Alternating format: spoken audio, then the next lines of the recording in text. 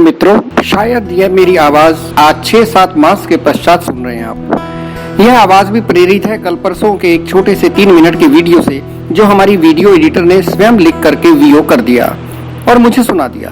मैं समझ गया कि यह वीडियो मुझे केंद्र में रख करके बनाया गया है, मुझ में एक नई इच्छा शक्ति का संचार करने के लिए, क्योंकि मैंने इस चैनल को आगे जारी नहीं रखने के लिए पूरा मन बना लिया था।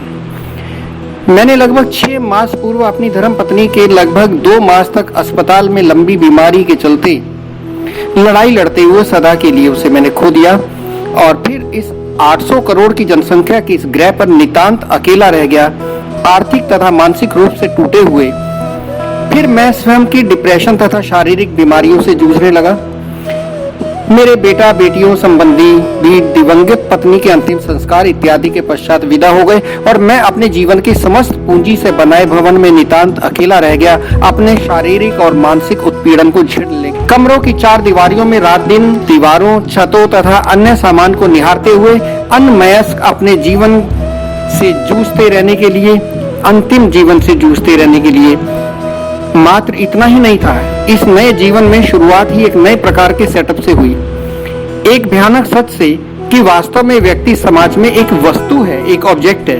ये रिश्ते नाते कुछ नहीं है, मात्र कुछ बातें हैं। जब तक यह वस्तु यानी व्यक्ति दूसरों के हित साध सकता है तो ही वह तक उनका है, वरना तू कौन और मैं कौन। और बुढ़ापे में यह वस्तु भगवान से एक ही प्रार्थना करने लगती है, अपने जीवन को घटाने के लिए और बिना किसी बीमारी के झटके से अपना अंतिम श्वास छोड़ करके उसमें लीन होने के लिए।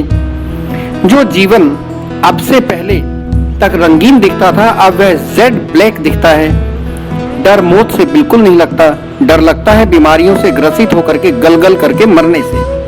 धीरे धीरे मित्रों के संबंधियों के फोन आने भी बंद होने लगते हैं। मित्र भी या तो साथ छोड़ने लगते हैं या फिर वो इस संसार को ही छोड़ने लगते हैं। तब समझ में आता है कि ये जीवन क्या है और इस जीवन की कीमत क्या है। जो आदर्श, जो जीने के मकसद अब तक बड़े प्यार से संजो करके पाले थे, वे सभी व्यर्थ लगने लगते हैं। जिन संबंधों के लिए सारे जीवन को खपा दिया था, उन पर गर्व की अनुभूति होती थी, वे सभी व्यर्थ लगने लगते हैं। जिन व्यक्तियों के लिए, उनके संबंधों के लिए हमने समंदर फांद लिए थे, वो व्यक्ति अब हमारे लिए एक नाली भी नहीं फांदते, बल्कि जाते जाते हमारी भावनाओं को भी इस बुरी तरह से क्षत विक्षत करके चले जाते हैं कि उन्हें जरा भी तरस नहीं आता। जीवन शून्य लगने ही नहीं लगता, वरन वास्तव में शून्य ही बन जाता है। मिताली जी ने सही कहा है कि जीवन में एक रैट रेस है, हम भाग रहे हैं दूसरों से आगे निकलने में ही नहीं, बल्कि यदि दूसरा भाग रहा है तो उसे अड़ंगी मार करके गिरा देने के लिए। हम जी रहे हैं दूसरों का जीवन छीन करके आनंद से अपना जीवन जीने के लिए। लगता ही नहीं, सच है कि ये सामाजिक मूल्य, धार्मिक कर्म कांड, बेकार की फिलॉसफी और ये अर्थहीन बातें क्लिनिकल लाइफ जीने के लिए हैं। अच्छा खाने पीने, अच्छा घूमना फिरना, मस्ती और दिखावा करने के लिए। मैंने प्रसिद्ध अमेरिकन पोइट को पढ़ा तथा दिल्ली विश्वविद्यालय में छात्रों को पढ़ाया टीएस इलियट को, उसकी पुस्तक वेस्टलैंड एंड अदर पोइम्स को। बस हम इस वेस्टलैंड के कैरेक्टर हैं प्रूफ रॉक, और ये समाज है टीएस इलियट का वेस्टलैंड।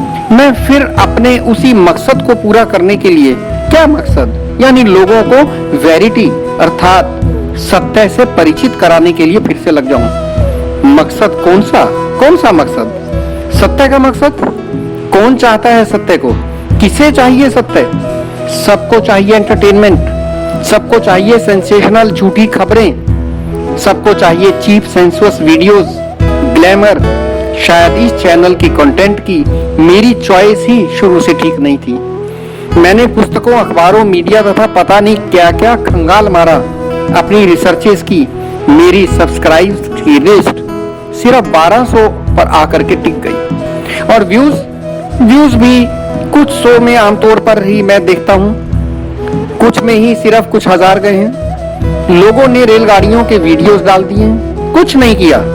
टिकटॉक के भोंडे मजाक डाल दिए हैं, और सब्सक्राइबर्स भी लाखों में और व्यूज भी मिलियंस में। झूठ कीकर के बीज की तरह से चिकना और चमकीला होता है, और सच होता है नारियल की तरह से खुरदरा। मैं पुरानी पीढ़ी का आदमी पुरानी मान्यताओं और आदर्शों में जीता रहा। आज वे आदर्श भी पुरानी पीढ़ी के साथ इस संसार से जा चुके हैं। मेरा फिर से इस चैनल को जारी रखने का फिलहाल कोई मन नहीं है, क्योंकि मुझे सत्य को एहसास कराने की जिसकी किसी को कोई जरूरत नहीं है, अब मेरी कोई ज्यादा इच्छा भी नहीं रही। शेष निर्भर करता है हमारी वीडियो एडिटर के ऊपर, वे कितना इंटरेस्ट लेती हैं, इसको आगे कितना चला पाती हैं। स्वयं ही आर्थिक, भावनात्मक एवं शारीरिक रूप से घायल व्यक्ति अपनी उम्र के अंतिम पड़ाव में क्या कर पाएगा? ये समय एवं ईश्वर के अनुसार चलेगा, ये संसार ईश्वर के अनुसार चलेगा। तो मित्रों, फिलहाल मैं वाणी को विश्राम देता हूं। आपका धन्यवाद। जय सिया राम।